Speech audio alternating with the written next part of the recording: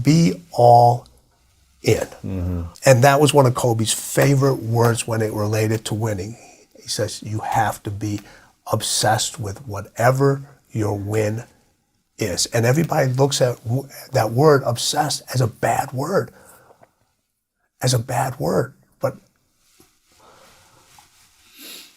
look at this. If you weren't obsessed, would you have the guests that you have? Listen, how many people do you know? You just did an interview recently with, was it Tony? Tony. And Tony Robbins, Russell Brand, yeah. All right. Well, if people want to hear what they have to say, you have to be obsessed in order to get that information for the people that aren't obsessed. Absolutely. Otherwise, they wouldn't bring the information to me. Right. So they should be thankful that, man, you know what?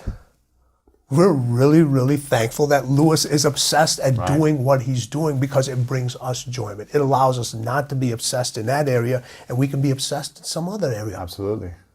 Yeah.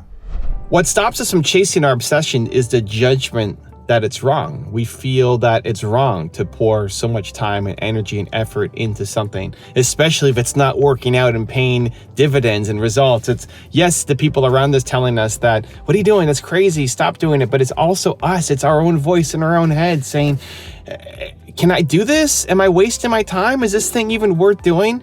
And then what ends up happening is you regret not taking the action, right? We don't regret the things that we do. Often, it's usually the things that we don't do, the actions untook, the goals that you had that you were too afraid to do something on, and that obsession that we felt was wrong. Think of this in my life. I used to judge myself a lot on this, and I would get obsessed. Like, one of the things that I think now is a core strength of mine is I get obsessed on something, and then it has to happen.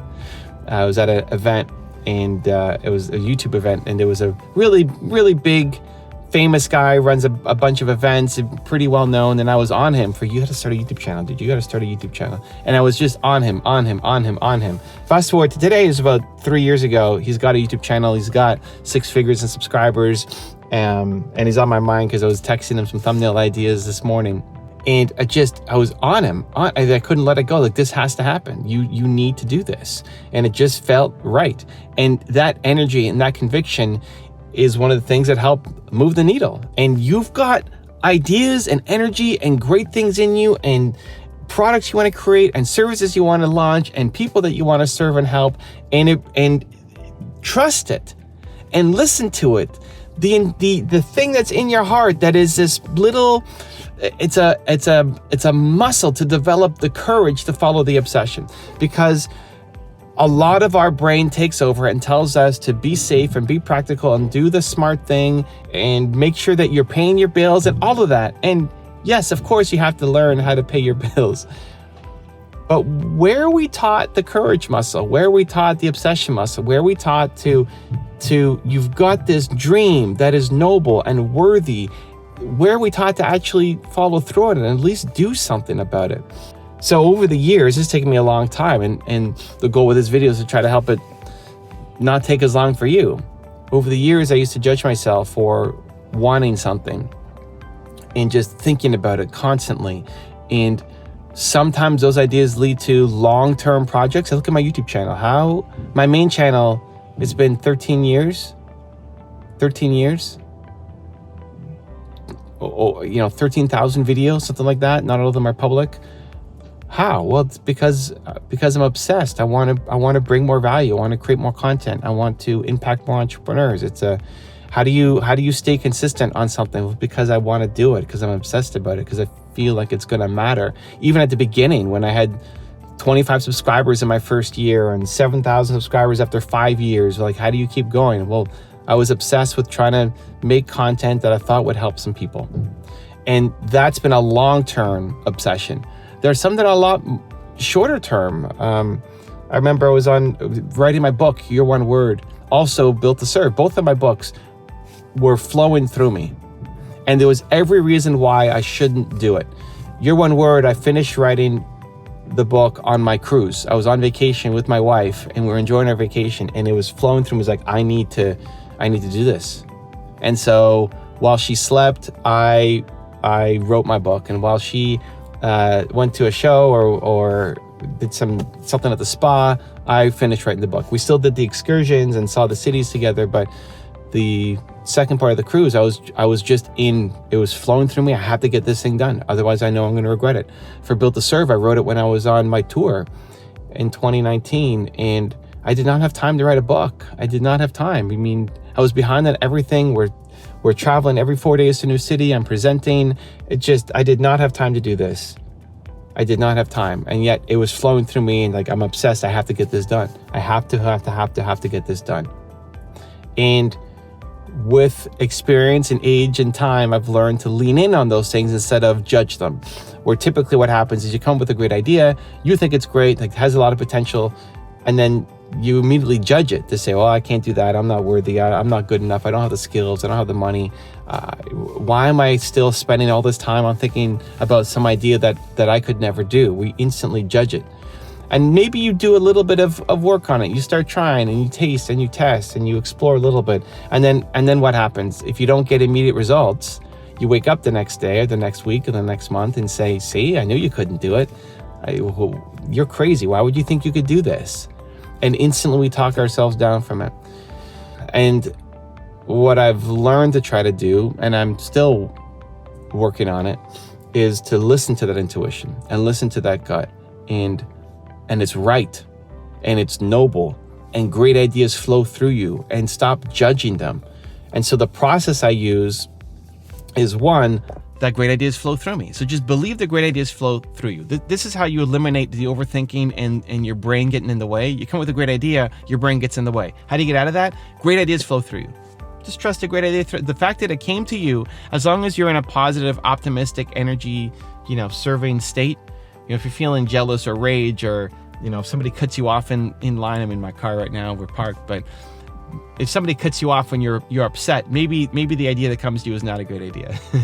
But if you're feeling positive and encouraged and optimistic and serving and want to help, and an idea comes to you, trust the great ideas flow through you. Just tell yourself, great ideas flow through me. And that at least gives me the courage to stop overthinking and start doing something. Step number 2 is just get started. Start. I call it the 2% difference. What's the first 2%? We waste our best energy on trying to plan out 100% of where this company or idea, business is going to grow. That's not the way to do it. You'll never plan it out 100%. You have no idea what's going to happen with this thing. And so instead of spending your best energy, this is the problem. You spend your best energy. Oh, it could be like this. We could do that. Oh, here's how it could work out. Your energy, where you feel confident and bold, you spend your best energy on research and planning instead of doing something. And research and planning are important, but it can't be the first step, because you're, again, wasting your best energy. You wake up the next day, you feel like, oh, I can't do this. So instead, your best energy, the first step, needs to be the first 2%. You're doing something. You're calling somebody. You're booking something. You're creating something. When I had an idea to start a podcast, I messaged my friend Mark and said, we're going to start a podcast. And he said, when? Tonight. What do you mean when? Tonight. When I'm back from my tour in a month and a half? No, we're starting it tonight. But we don't have the gear. What are we going to talk about? And we'll figure it out. We're going to drive to my Airbnb, and we're going to launch our podcast together tonight. It has to happen tonight, or it's not going to happen. Right? That becomes the process. Super important. And step number 3 is just expect to suck at the start. Expect to suck at the start. We expect to be great for whatever reason at the beginning of when we're doing our thing, right? We expect to be great. Don't expect to be great. Expect to suck. Expect the first thing to be terrible, for it not to work out. Cheers. It's not going to work out. Not as you plan. Not at the beginning. You don't get on a bike and just ride it. You don't make a video and just crush it, right? It doesn't mean that you suck as a person. You just don't have the skill set yet. And by practicing and trying and tasting and testing, you'll get a little bit better. And when you start something and you expect to be great and then you're not great, you quit. But when you start something and you expect it to be terrible, then anything above terrible is progress, is momentum, is a win, and celebrate that. Celebrate the fact that you took a step. Celebrate the fact that you recorded a video. Celebrate the fact that you wrote the first page in your book. Celebrate the fact that you launched your first episode of a podcast. Even though you don't know what questions to talk about, what questions to ask, the formatting, all of that stuff, that doesn't matter. You started. Momentum. You celebrate the momentum and expect the results to suck at the beginning. And if you keep going, you'll learn the skill to get better at the thing. So it's okay to be obsessed. It's okay. There's a great idea inside you that you know you want to work on, that you know you need to do. Be obsessed on it. Start small. Create something right now. Apply the 2% difference. Trust that great ideas flow through you. Expect to suck at the beginning and make it, because otherwise you'll look back on your life at this moment and say, I could have done something back then, and I wish I had. Also, to make sure you're actually taking action after watching this video, I've designed a special free worksheet just for this video. The worksheet will highlight all of the lessons learned in this video, as well as pull out our 3 favorite learnings and quotes that will inspire you to actually do something. The worksheet will also give you space to write down what your key takeaways are and your specific plan of action to make sure you're getting results. If you want the worksheet designed specifically for this video, absolutely for free, there's a link in the description below. Go click on it and start building the momentum in your life and your business. I'll see you there. When's the best time for the truth? All the time. It's the best time for the truth, all the time. The truth should lead to more action. But what does it usually do? It leads to more emotions. So wow, when you give somebody, that's really true. So when you tell somebody the truth, so what's the first thing? Anybody in a relationship, you go in a relationship with business, personal, whatever it is, the first thing they always ask me, honesty. Honesty is the most important.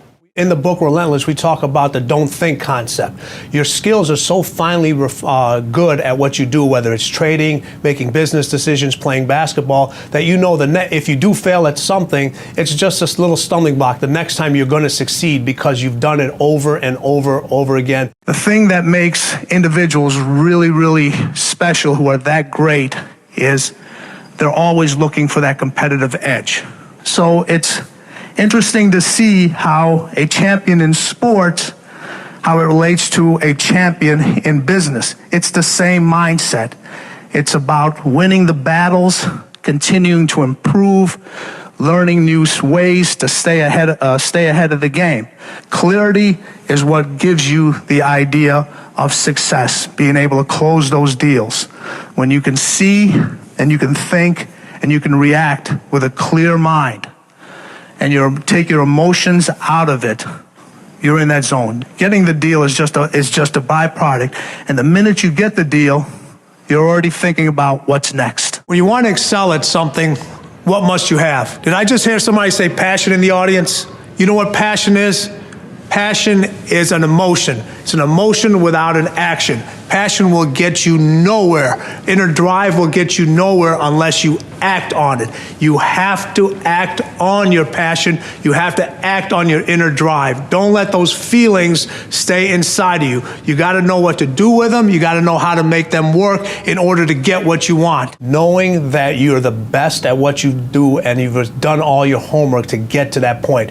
Relentless is about trusting your instincts, but the only way you can trust your instincts is if you've done your homework and your skill is so finely tuned at whatever you do. You have people in sports, you have the role players, and they're trying to step out and be superstars. And I always tell them, I said, you got to think about winning first. All right. If the team wins, you'll get paid.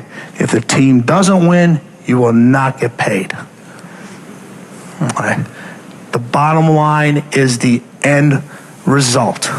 Just like when you guys close a deal, not only do you win, everybody underneath you who helps you close the deal, the company, it all ties in together. Decide, commit, act, succeed, repeat. The one thing that all the greats have in common is they sweat the small stuff. They pay very, very close attention to every detail. Michael used to sweat the details so much in his basketball game that it carried on into his personal life. The suit had to match the car he was driving that particular day. But what those details allowed him to do was to put him in the zone to be the best basketball player on that given night. The dark side is something that's in everybody, but it's a situation that you have to control the dark side. If it controls you, that's when things start to go real, real bad. That's when you have a tendency to go to what I call the other side. But if you harness the fuel that's from that dark side, whether it's anger, whether it's fear, and turn that into positive fuel,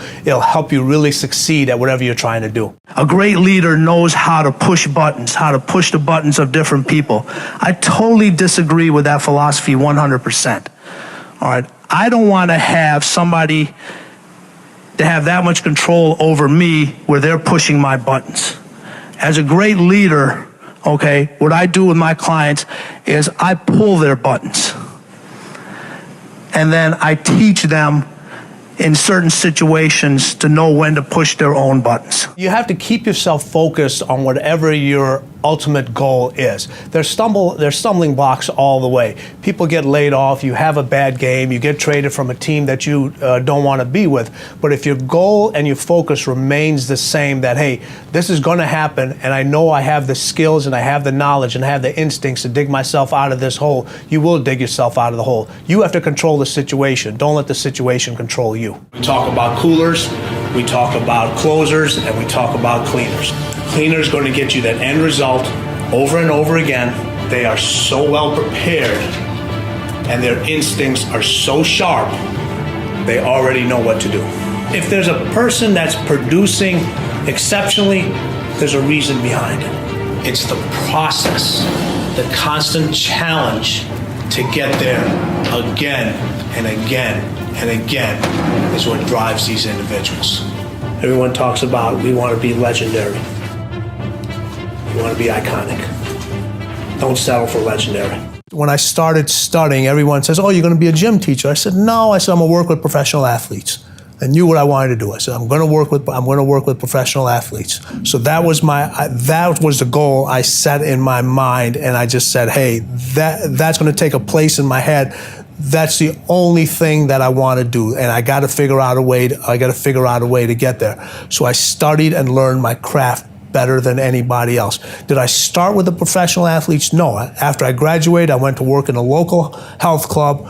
Really, I knew everything from a book standpoint, but still, you got to know how to apply it.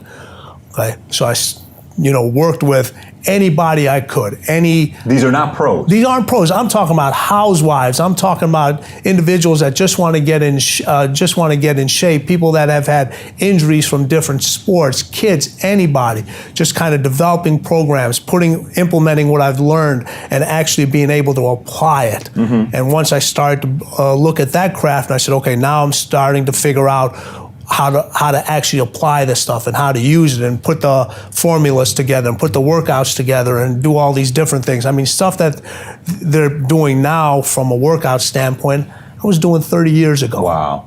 So none of the stuff is new to you. Some of the stuff is new. Is different. I stay on top of it. Right. All right, I got to continue to learn, continue to be better myself so I can better my athletes, better my craft. Mm-hmm. But it's just a different way of doing the same thing. Right now there's a lot more resources, a lot more education, a lot more testing available. Back then you kind of had to just figure it out. A lot of individuals now, okay, especially in this generation, not only from a training standpoint, but from a knowledge standpoint, they're jumping from one thing to another. Yeah. They're using this trainer this week, they're using another trainer next week, they're using this person as a mentor on YouTube, then they're using this person over here, okay, and they're getting all this conflicting information, okay? You gotta master what you're going to master. Okay, you have to figure it out. Too many people are jumping from place to place to place. Michael, Kobe, all these individuals, they mastered one aspect of the game. When they mastered that aspect of the game, then they move to another aspect of the game. When people become successful, okay, they always say, I don't do that anymore. Well, what do you mean you don't do that anymore? You should do that and then some. What do you mean you don't do that anymore? The most successful people know and can do it all. All right, can do it all. Okay, Michael, you know what? When he played, he would go around, pick up the towels in the gym after practice, put the basketball. Really? Put the basketball. Michael Jordan. Michael Jordan. Okay. Kobe did the same thing. Put the basketballs away. All right. Do whatever's supposed to do. He practiced, got his own game gear together. Now people have these stylists and so forth. They put their clothes together. Yeah. Michael put his own stuff together. Right? It's just like handled his own tickets. Kobe did the same thing. So it's just like, hey, just because I'm now the superstar, all right, I still have to do the things that got me there because it reminds me of what I did and what it took to get to this level. Everyone's going to hit adversity. Yep. Okay? Everyone's going to hit adversity. It's how you deal with that adversity. And the key word is you, not letting somebody else deal with that adversity. You have to deal with that adversity. And how you deal with it. Are you going to fight through it, or are you going to curl up and just roll over into the corner? Is going to pretty much determine how the rest of your development from a mental standpoint is going to carry you. You know, people talk about this. People talk about this all the time. You know, losing builds character. Okay, well, how much character do you need? Seriously, all right. You want to keep losing. Hey, listen, I'd rather have a person win who has a little bit of character, okay, who's a little nuts, and a person that loses all the time and has got great character. At some point, you got to start winning. You can't always look for other people to help you. Other people got their own problems. They got their own they got to deal with. They're trying to achieve their own goals. They are willing to assist, but after a while, okay, if you constantly looking for assistance, constantly looking for help, it's on you. Your failure and your success is on you. A lot of people in business, they're successful for themselves. Yeah. Okay. Or the team, they put up great numbers, but the team never wins. Boy, all right. True. You know, in business, when the owner or the CEO, when he wins, if he's a cleaner, everybody in that business, from the top person all the way down to the last person, they all win. Oh, wow. When sports, if you bring out the best out of all your teammates. You elevate not only your teammates, you elevate the equipment manager, you elevate the equipment manager, the staff, the people you have no idea, the people that handle the tickets. Everybody's game is elevated because they have to, because the cleaner's not going to come down to your level. You got to come up to theirs. So when you choose somebody to listen to, and you choose somebody to learn from, and you choose a business partner, you choose a client, they got to be as crazy and they got to be as f***ed up as you are. That's how you get success. That's how you know you're going to be able to push that individual. That's how you know that relationship is going to last. You know, people talk about in business or think, oh, you got to find a balance. You got to find that person. You know, if you're one way, you got to find a person that's the other way. No, that's pulling you away from how you want to do things, and how, if you're intense, the next person I want is to be as super intense. Now, those people around you, they got to be smarter than you are. Right. You don't want to surround yourself with people that, if you're the smartest person in the room, you need to get more people in the room. Sure. Okay, you should not walk into the room and ever be the smartest person in there. Okay, the people around you have to be much smarter, or at least in certain things. You may have an expertise in one thing, but that other individual better have an expertise that's beyond yours in something else. Okay? But from a mind standpoint, you know, MJ was just as f***ed up as I was. Kobe is just as f***ed up as I was from being the best. Okay, I wanted to be the best at what I do. They wanted to be the best at what they do. All right? So there was an attraction there. It's an attraction, and those are the people that allow you to push them and allow them to. They understand they want to get better. You know, they don't need to be motivated. Okay, they're like, you tell them, hey, that's so interesting. They're not hiring you to come motivate me. They already want it as bad as you. They want it, the best of the best. Already want it more than anybody else. There's a reason they're the best. You know, we talked about this earlier at lunch. They're the ones that show up to practice early. Okay, they're the ones taking the extra shots. They're the ones doing the wind sprints at the end. They're the ones, you know, getting treatment, taking care of their body. They're showing up. They're showing up on off days. I mean, you're sending the guys home. You're saying you got to go home. You got to go home. You got to tell them to leave. You don't have to tell them to show up. You got to tell them to leave. Oh, that's enough. You know, you have people in your office. And you look at it. You know, how many employees do you have now? We got 4,200 agents. 4,200 agents. Okay. Out of 4,200 agents, okay? If you put them all in the room, okay, and you were able to put them all in one shop together, all right, and say your hours were 9 to 5, okay? You'd have 4,200 people in here from 9 to 5 o'clock, from 5 o'clock. After 5 o'clock, you may have 500. After 7 o'clock, you may have 200. After 9 o'clock, you may have 5. And then guess what? At the end of the day, there's going to be one light left on. maybe two, yours and somebody else's. That person's as f***ed up as you are. What? Like, but you can count on that individual. that. You can count on that individual. So we're both workout guys. We like to go to the we like to go to the gym. All right. How many times have you seen people in the gym? They spend more time on their playlist, taking pictures, doing stuff instead of getting their workout done. So true. It's just like, and here's the thing. All right. You're a very intense person. I can tell. Right. Okay. I'm a very intense person. Yep. All right. We value our time. Yes. Okay. How do you get results in the gym? It isn't about spending 2 to 3 hours working out. People say, I spent 3 hours. You didn't spend 3 hours. By the time you pulled into the parking lot, by the time you changed, got some breakfast, put your workout clothes on, talked to 8 people, did all that stuff, you were there for 3 hours. You did your 3 hours. No intensity. All right.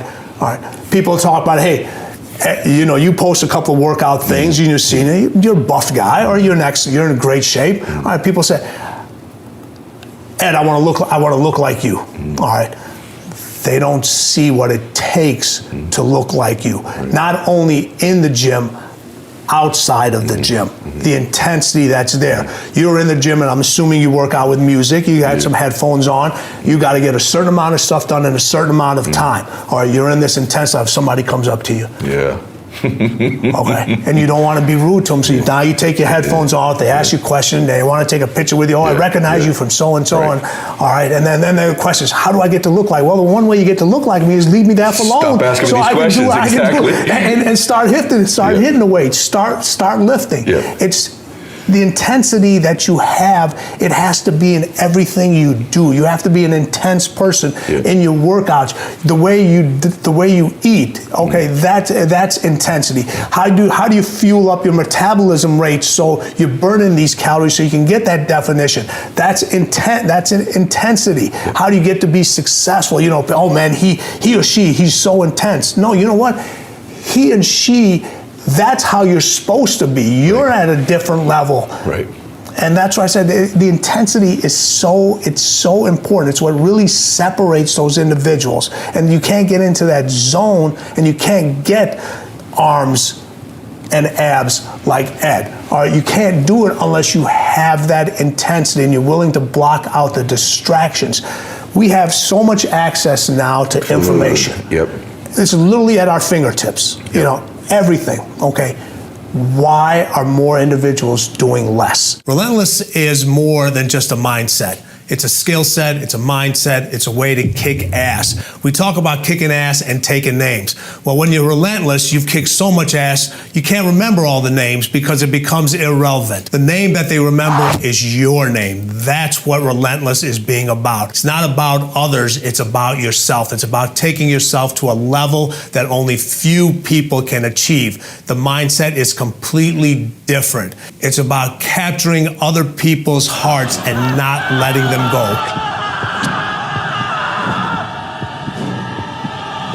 It's learning to step on their throat. It's about killing the competition. Your fiercest competitors are cutthroat individuals. All they want to do is win, and they want to win over and over again. It's not just a one-time thing. Success is repeated many, many times. You can have a skill set to do a lot of things. Okay, you can train, you can read a manual, you can do all these different things, but a skill set only works if you have that mindset. Everyone talks about, I got passion, I got inner drive. You know what passion and inner drive is? It's absolutely nothing unless there's an action, a relentless action that follows it. And if you have that relentless action that follows your passion, that follows that inner drive you have, then you get that end result. How many times have you watched sports and they said, the person's thinking too much? Stop thinking. Yeah. Stop thinking. Just go out and play. Well, what happens when you tell an individual to stop thinking? What's the first thing they do? They start thinking. Yeah. Exactly.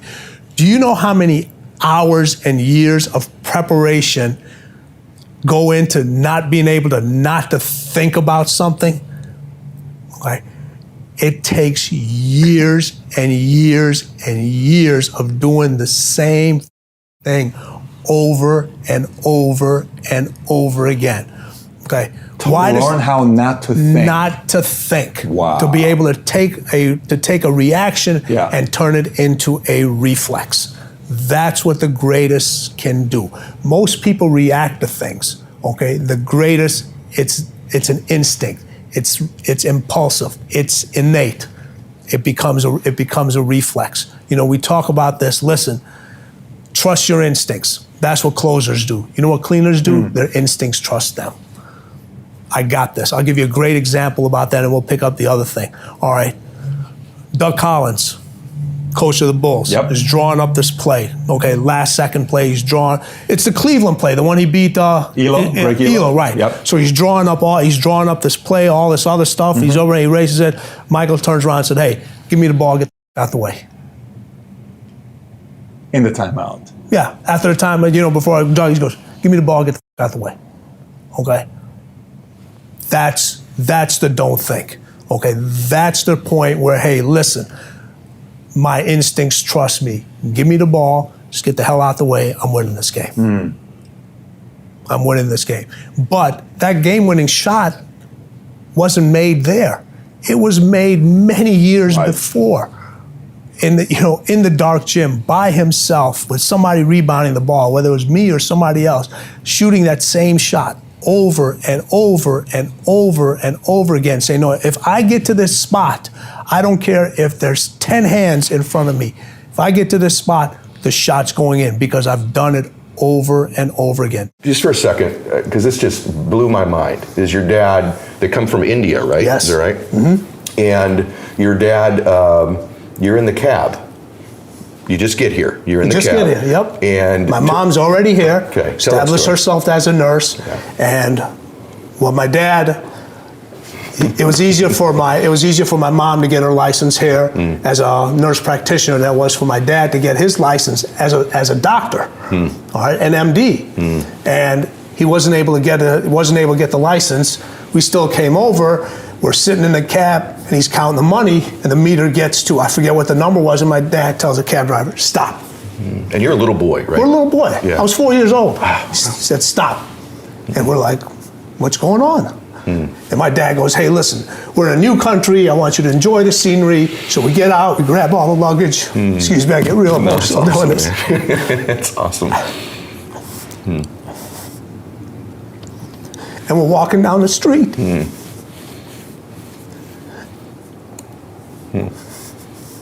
That's awesome, brother. You got it. Yeah. We're walking down the street with his luggage, and he's showing us the different scenery and so forth. Never knew he didn't have any more money in his pocket. Wow. Amazing. But he got us here. Got you there. That's so powerful. You imagine that little boy walking down that street turns out to be you. Isn't that amazing? Yeah, Your it is. dad sowing those seeds into you. And there's moments like that that define you, as long as you remember them. They can define you both ways. You can look at it and say, you know what? You can use that as an excuse. My dad came to this country, he didn't have any money, he never gave me anything, he never did this, and people do that. Or you can look at it and say, he gave us everything. I think the thing that people misunderstand about success is they're looking for the easiest way to get there. You know, and it's funny, how many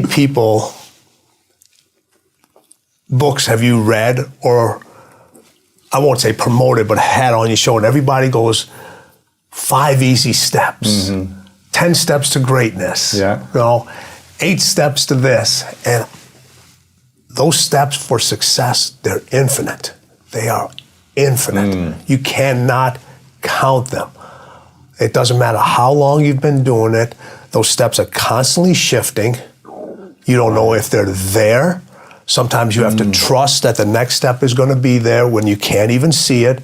And sometimes when you step on that step, you go right into quicksand. But you got to be able to pull yourself back out of it again. So everybody's looking for these steps, and there are no steps. Those steps never end. And you just can't climb steps. Sometimes you got to crawl those steps, and you finally get to the top, and everything shifts, and you're at the bottom again. Crazy. All right. What does that mean? Sometimes you're at the top and then you're at the bottom again. Well, you may get to the top and you're like, I'm here. And then you look back down and you look up again, you're actually on the first step. You're on the first step again. And where you thought was the top is not even the top. It's the beginning. Wow. It's literally the beginning of where you're supposed to be. And that's when most people just quit. It just drives me crazy because everybody's like, here to look at, people that I do the interview with, I always like to use them as an example because people can relate to that, all right? You've been climbing steps for how long to get to here? I mean, since starting this, it's been over 8 years, but the journey before then, it was, decades to build myself, to prepare myself for this. And now I feel like I'm just getting started. Right, exactly. So you have just, right, exactly. So all the steps that you climbed just to get started. Yeah. Just to get started. And people don't want to talk about those steps.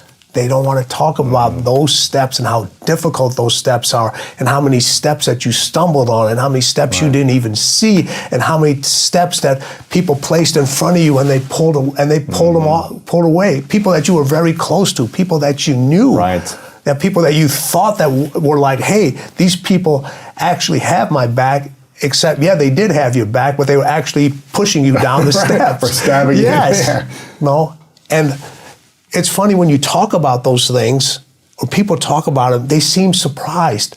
But you should know that in that path, all those things are going to be there. Winning is not about the trophy and the accolades. It's about the grind. It's about the obstacles. It's about the challenges. It's about the pain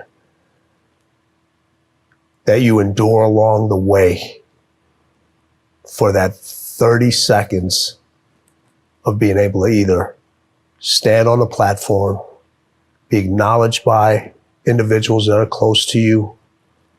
But when that happens, your mind has to immediately shift back because now you felt and tasted something that you could only get through winning. Are you willing to do it again? Winning is in all of us. We all want to win. But the path people take to get to winning, everybody wants the end result and they want to feel the sugar and the confetti and all that other stuff. But what you have to endure to win, no one wants to talk about. And that's what really winning is about, because you spend more time enduring it and being in and not in a good place. And I wanted to bring it out and say, hey, no matter what you do in life, where you're at, this is what winning takes.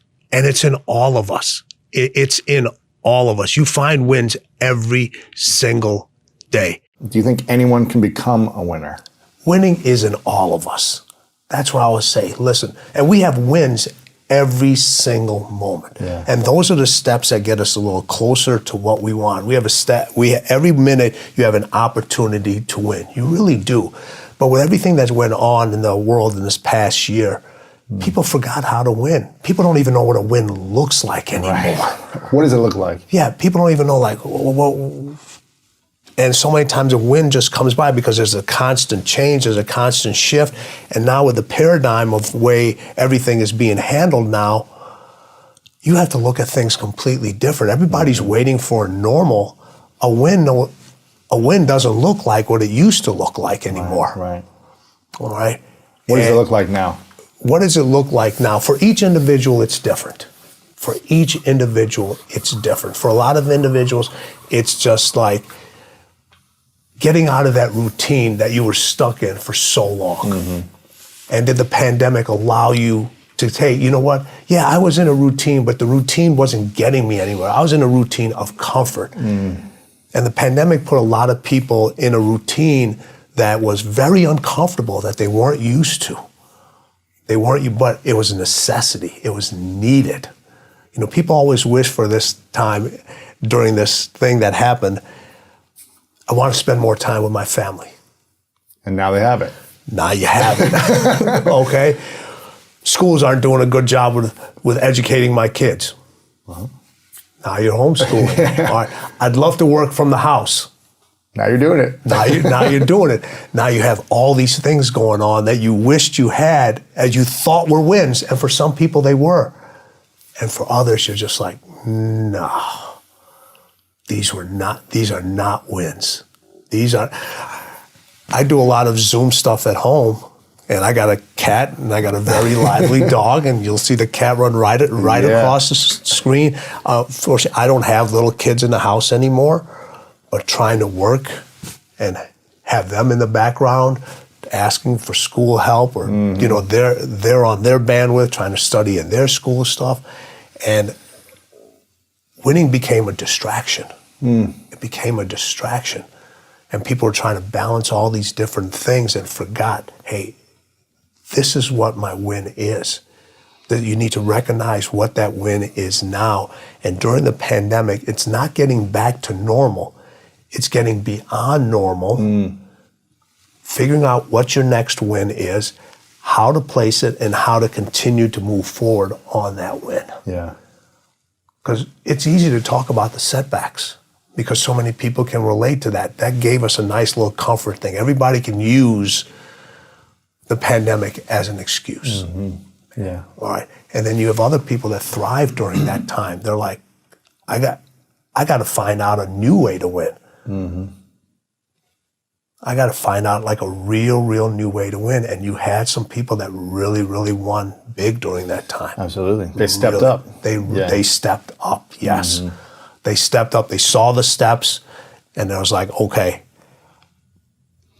are these steps stable? Are they unstable? It doesn't matter. Right. I got to climb them. Life and winning is a bunch of sprints within a marathon. You know? That's a fact. Yeah, a bunch of sprints within a marathon. And you can't see the end line. Like in a marathon, you know where the end line is. In winning, that race may have an end line, but there's another start line right after it. Yeah. And for people that are really driven, and this is not about money, and this isn't about fame. This is about, you could be winning as a school teacher, you could be winning as an entrepreneur, you could be winning in business, you could be winning as an athlete, as a waiter, whatever it is, a waitress, whatever it is. It's that every single time you sprint to that finish line, there's another start line that's coming. And that's why it never ends. It's a marathon that just keeps going, and going. And I try to tell people, listen, I'm not an avid runner. I used to be in my much younger days, not avid. I used to enjoy it. You see the times of the best marathons, they're running Insane. They're basically sprinting. They're sprinting. Everyone looks at the physical condition. Are you mentally prepared to sprint every single day? Are you mentally prepared to sprint every single day? And for how long? Because somebody else is sprinting. You don't want them to get what should be your win ends up being somebody else's win. The reason I know so much about winning is because I've had to deal with so much losing. That's interesting. What do you mean by that? Everybody wants to win, but in order to know how to win, you got to know how to lose, because you're going to lose more than you're going to win. But every time you lose, what do you gain from it? So every time I've lost, people say, you got to jump right back up. Get back right on your feet again. And I disagree with that. After you lose, or when you get knocked down, stay down there for a minute. Understand why you lost. What were the reasons? Why are you down here? Why did you lose? Why did you get knocked down? Because if you just jump right back up, you're going to lose again and again, and you continue going to lose the same way. So every time I lost, I stayed down for a second. Minutes, hours, days, weeks. But when I stood up, I was different. I was smarter. And when I lost again, I stayed down. I stood back up. I was stronger. When I lost again, I stayed down. How did I stand up again? I was more confident. Lost again, stood up. I was more resilient. Now you start putting the pieces that are necessary to win over and over and over again. So if you lose and you jump right back up and you haven't really changed, really changed from that loss, you're never going to learn from it, and you're never going to really, truly know the unforgiving race to greatness, because that's part of the unforgiving part, is the losing part. That part is unforgiving. You just don't win in one arena. You win in your sports, you win in business, you win in your personal life. Other people win because you win. Mm-hmm. It isn't just about you. It's about being able to pull the team and show them what it feels like to win, and what kind of feeling that gives. And when you win, your family wins. Mm. When your family wins, you win. When you win, your friends win, the people that have supported you. Every time Michael played, I always said this. I said this in The Last Dance. He would say, these individuals are giving me something that's way more valuable than the price of a ticket. Mm. They're giving me their time, which is non-refundable. Ooh. You can't exchange it with somebody else. You can't take your ticket and exchange it with another individual. These people are literally giving me their time, whether they're at the arena, they're sitting in front of the TV, they're watching the news, listening to it on the radio back then, whatever it may be. My accountability to myself and those individuals has to be at the highest level. Has to be at the highest level, because they're doing something they're giving me something that's so valuable. I have to be at my best. I have to be at my best. People, they look at winning and finishing as the same. Those individuals that you're talking about, they're just looking to finish. They're just looking to finish their career. They're like, okay, this is what, I got this nice house. I'm finished over here. I made the NBA or made the end of that. That's finishing. And a lot of people to that, they're like, they feel like if they finish, they've won. These individuals, it's a completely different level. So you have individuals that go out and run marathons. You know, if you compete at the highest level and you're a person that just runs marathon, the chances of you winning that marathon are pretty much zero.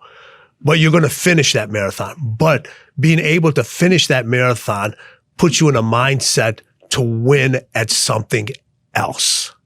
So there's always what's next, what's the next thing that's going on. You know, we talk about what Kobe, one of his biggest lines is, you know, don't rest in the middle, rest at the end. Winners rest at the end. Mm. When you talk about people that just want to finish, just what you said, they rest in the middle. Winning is not supposed to be fair. Life is not fair. There's nothing that's going to guarantee you that win.